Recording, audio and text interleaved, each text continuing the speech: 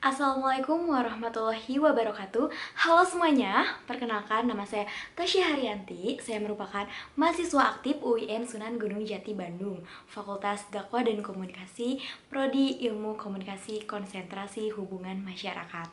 Di sini saya akan menjelaskan salah satu teori komunikasi, yaitu ada Social Information Processing Theory atau disebut juga sebagai teori pemrosesan informasi sosial. Oke, jangan kemana-mana ya. Sekarang kita bakalan bahas tuntas tentang teori ini. Apa sih Social Information Processing Theory? Jadi, Social Information Processing Theory ini bisa disingkat sebagai SIP, di mana percaya bahwa hubungan antar individu tumbuh sejauh pihak-pihak yang terlibat mendapatkan informasi tentang satu sama lain dan menggunakan informasi tersebut untuk membentuk kesan interpersonal tentang siapa mereka. Pencetus teori ini merupakan salah satu ilmuwan komunikasi, yaitu Joseph Walter, di mana ia percaya bahwa komunikasi yang dilakukan secara online itu dapat berjalan dengan efektif dan bermakna. Ada beberapa faktor pembangunan keakraban pada komunikasi online. Yang pertama, waktu yang lebih lama.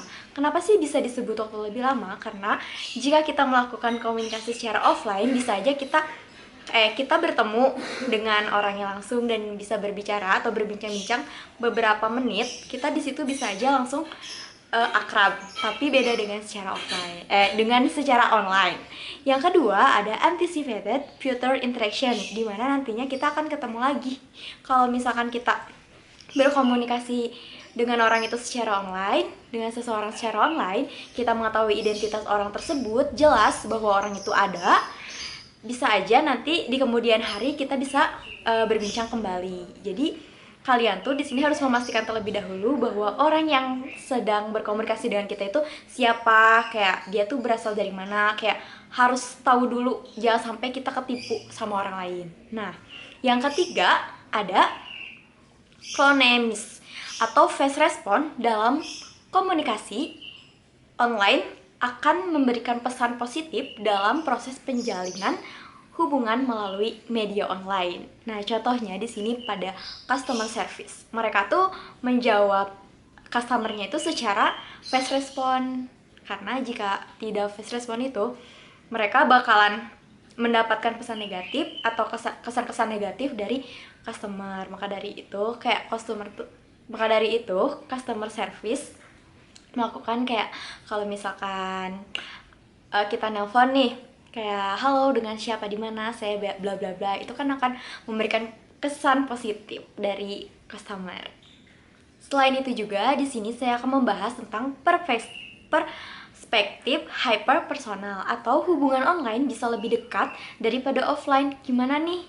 Di sini tuh ada beberapa tahap. Yang pertama ada sender, yang kedua receiver, yang ketiga channel, dan yang keempat ada feedback. Pertama, sender, yaitu selective self-presentation, di mana orang bisa menampilkan sisi positif dari dirinya.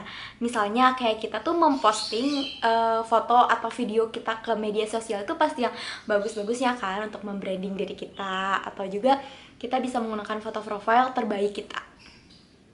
Yang kedua ada receiver atau ever attribution of similarity, yaitu online communication akan membatasi proses atribusi yang memungkinkan kita dengan mudah mengambil keputusan negatif tentang seseorang. Nah, di sini tuh kita nggak bisa tidak bisa membuat first impression terhadap orang yang kita kenal di sosial media, karena kita nggak tahu kalau dia itu aslinya kayak gimana. Bisa aja dia nyamar atau nggak jadi diri dianya sendiri. Bisa aja kan kita nggak tahu dia tuh baik atau buruknya. Jadi di situ sangat susah lah kita untuk mendapatkan untuk membuat first impression terhadap orang lain. Yang ketiga ada channel, yaitu communicating on your own time, dimana bisa menentukan waktu yang paling pas untuk merespon pesan. Misalnya nih, kita tuh kan lagi di kelas, gak mungkin kan kalau misalkan kita di kelas lagi belajar main handphone, terus kayak ada pesan WhatsApp atau ada nge-PC gitu. Nah, kita tuh bisa menentukan pesannya nanti ngebalas pesannya itu pas kita beres kelas. Lalu yang keempat ada feedback, self-fulfilling prophecy. Yaitu di sini kita bisa mengatur bagaimana kesan orang lain terhadap diri kita sendiri. Misalnya kayak kalau misalkan kita mau dapat kesan positif dari orang lain, maka saat berkomunikasi kita nggak boleh kayak ngomong kasar, nggak boleh cetak-cetuk yang aneh-aneh gitu lah. Yang terbaik pokoknya. Nah, oke, cukup sekian pembahasan kali ini. Mohon maaf bila ada kesalahan kata ataupun ada kurangnya dalam pembahasan ini. Cukup sekian dari saya. Wassalamualaikum warahmatullahi wabarakatuh.